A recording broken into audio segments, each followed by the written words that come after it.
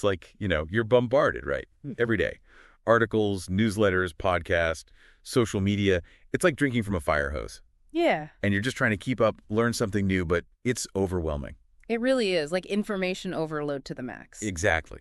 So that's why we do this, the deep dive. We take a deep dive into something really interesting. This time, it's the March 23rd, 2025 edition of Leonard Mack's The Propeller newsletter. Yeah, he covered a lot of ground in this one, a whole bunch of thought-provoking stuff. So we'll explore, how AI could change how you plan a business. Also, he has this whole list of really cool tax strategies. Oh, and the IKEA effect, right? How that plays into teamwork and stuff. Yeah, that one was fascinating. And then he wraps it up with some ideas on embracing, what makes you unique. Beam yourself, basically. Yeah, standing out for the crowd. So we're going to break all that down, get to the really useful stuff, and, the surprising things that you can actually use, whether you're starting a business or managing your money or just trying to understand yourself better. Awesome. Let's jump right in. The first thing that really caught my eye was how AI could be a game changer for business planning. It can be so daunting, right? Totally. It's like this huge hurdle for a lot of people. Yeah, and Mac was really highlighting Microsoft Copilot as a potential tool to make the whole thing way easier. Basically, AI doing the heavy lifting, right? So you can get to the good stuff faster. Exactly. It can analyze the market, generate financial forecasts, all those really important but super time-consuming tasks. It's like having a co-pilot for your business plan. Makes sense. He even had these specific prompts that he shared, and I thought those were so cool because they really show how you would actually use something like Copilot. Yeah, they make it really tangible. So, for example, he had this prompt called Concept Validator. You could feed your business idea into it, and it would give you back an assessment, the strengths and weaknesses of your idea and whether it would even work in the market. That's huge. I mean, so many people are so in love with their own ideas that they don't take the time to think critically about them. This would force them to. Right, like an unbiased second opinion. And then he had this other prompt, the revenue model designer. Imagine this. You're trying to figure out how to make money with your business. You can use this prompt, and it'll spit out different ways to do it, along with pros and cons, pricing suggestions, and even profit margin estimates. Wow. That's a serious head start. And he had prompts for all kinds of things, like the customer avatar builder to help you define your ideal customer. What are their problems, what motivates them, where do they hang out online, stuff like that. That's essential. You have to know who you're selling to. Absolutely. And then there's a competitive edge finder. So this one helps you analyze your competitors and find those gaps in the market where your business could really shine. That unique angle that sets you apart. So you're not just another Me Too business, right? Right. And then for the folks who are ready to launch, there's the Launch Strategy Creator. This one focuses on doing things quickly and cheaply, like how to test your idea and get your first paying customer without spending a ton of money. Lean startup methodology, basically. Love it. Yeah. And he even had prompts for managing your business once it's up and running, like the marketing framework for a simple but effective marketing system, and the first-year roadmap to help you map out your growth plan. It's like having a built-in mentor, almost. It really is. Yeah. And I think Mac's big point here is that by using AI for all the technical stuff, entrepreneurs can really focus on their vision. Yeah. What makes their business special, their passion. It just lowers the barriers to entry and lets people experiment more easily. Makes sense. Okay, so let's switch gears completely. Mac had this whole section on taxes, like a rapid-fire list of 26 tax tips. Oh, yeah, the tax tips. There are so many. But he had some real gems in there, practical stuff that could save you some serious cash. Yeah, for sure. He covered a wide range of strategies, from things you can do right now to long-term planning. Right, like his first tip was about tax refunds. He was saying that getting a huge refund is basically like giving the IRS a free loan. Yeah, 0% interest. Not exactly a great investment strategy. Exactly. And he suggested adjusting your W-4 withholdings so you have more money in your pocket throughout the year. Way better to have that cash flow working for you. Totally. He also talked about how starting a side hustle, even a small one, can give you some tax advantages. Deductions and credits. It's like a built-in incentive for entrepreneurs. Yeah, definitely something to consider. Now, this one blew my mind a little bit. He talked about how it's actually possible to pay 0 federal taxes in retirement. Yeah, that sounds almost too good to be true. I know, right? But it's about long-term planning, carefully structuring your portfolio. He talked about using Roth accounts, 401ks, and taxable brokerage accounts strategically. It's a lot to wrap your head around, but it's a powerful idea. It is. And for anyone in real estate, he mentioned a couple of really cool tax advantages like cost segregation and the 1031 exchange. Oh, yeah. Those are definitely things to look into if you're in that space. Cost segregation lets you speed up depreciation deductions on parts of a property, and the 1031 exchange lets you defer capital gains taxes when you sell one investment property and reinvest in another. So you can keep that money working for you instead of handing it over to the IRS. Clever. Right. Now, he also went into some more advanced strategies, I guess you could say, like tax long harvesting. It's kind of like balancing your investment wins and losses. Yeah. You can sell investments that have gone down to offset taxes on the ones that have gone up. Smart. And what about the health savings account, the HSA? Oh, yeah, that's a great one. It's a triple tax advantage.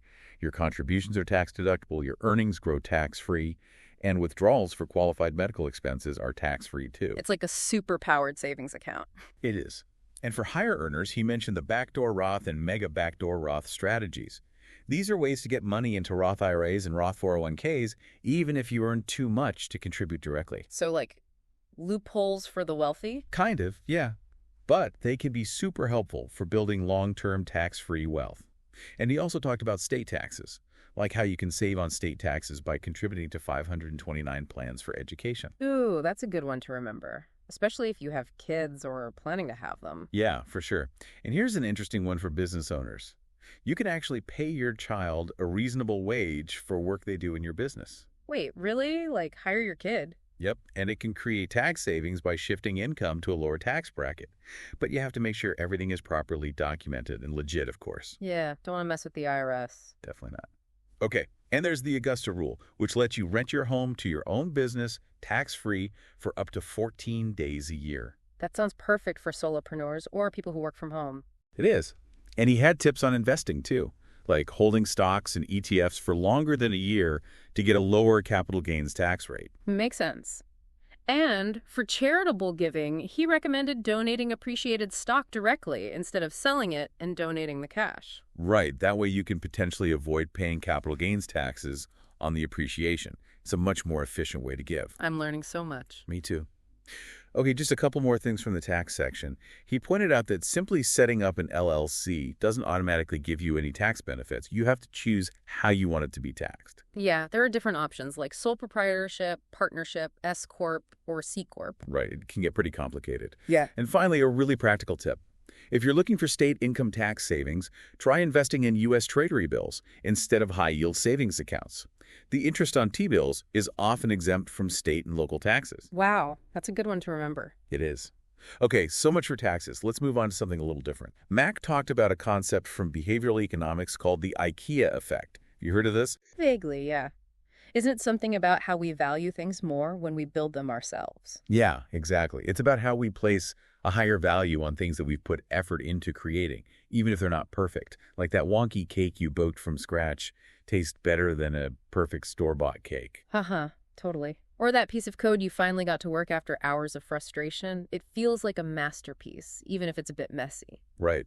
Or for entrepreneurs, the tendency to overvalue your own business idea just because it's yours. It's that emotional investment that makes the difference. So how does this play out in a team setting? Well, Mac's point was that smart leaders can actually use this to their advantage. Instead of dictating solutions or handing down perfect plans, involve your team in the creation process. Encourage those rough drafts, those imperfect first attempts. It creates a much stronger sense of ownership and commitment. So it's more about co-creation than top-down management. Exactly. He shared this really cool example where an entire team was involved in building a new app. It wasn't perfect at first, but everyone felt so invested because they had all contributed to it. And that made them more motivated to work through the challenges and refine it, which ultimately led to a better product. So it's about harnessing that collective energy and passion. I like that. Me too.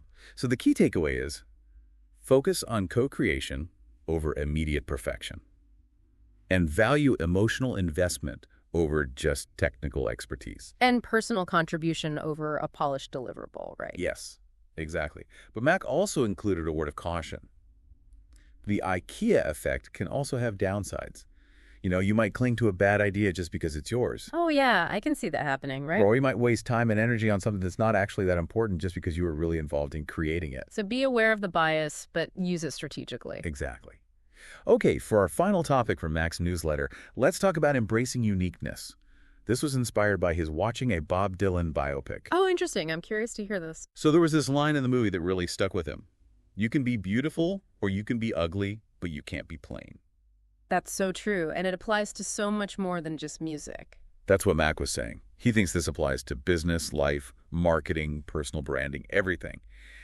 In this day and age, with so much noise and competition, the people who really stand out aren't necessarily the ones who try to please everyone. Right, it's the ones who have that unique edge, that distinct point of view. They might not be for everyone, but they're memorable. Exactly. Mac was reflecting on how his own newsletter naturally attracts certain readers while others might not get it. It's because he's expressing his own unique perspective and values. And that's way more compelling than trying to be everything to everyone. Yeah, the people who try to play it safe and smooth out all their crooks often end up being totally forgettable. So how do we actually embrace our uniqueness? Mac had some good suggestions. I'm all ears. Okay, so for personal branding, it's about being authentically yourself, showing off your unique quirks and perspectives. Don't be afraid to be a little weird. I love that. Celebrate your weirdness. Yes. And for businesses, it's about figuring out what makes you truly different, what sets you apart from the competition, and then really highlight that. Find your niche and own it. Exactly.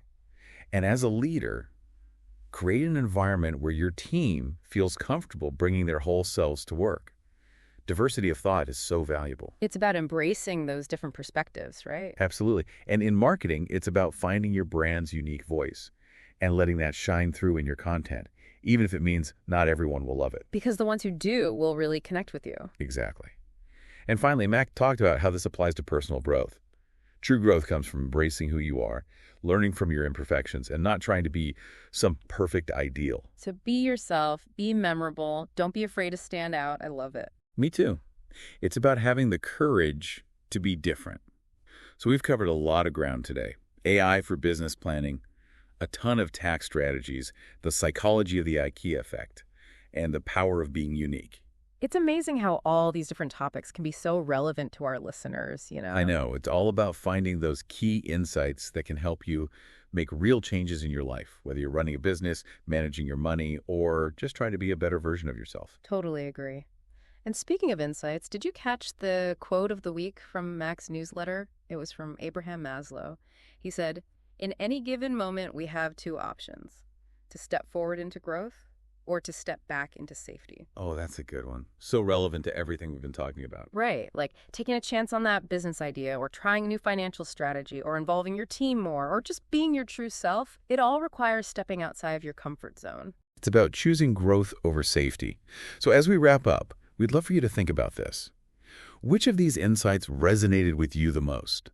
And what's one small step you can take to apply it to your own life? Think about it. That's it for this deep dive. See you next time.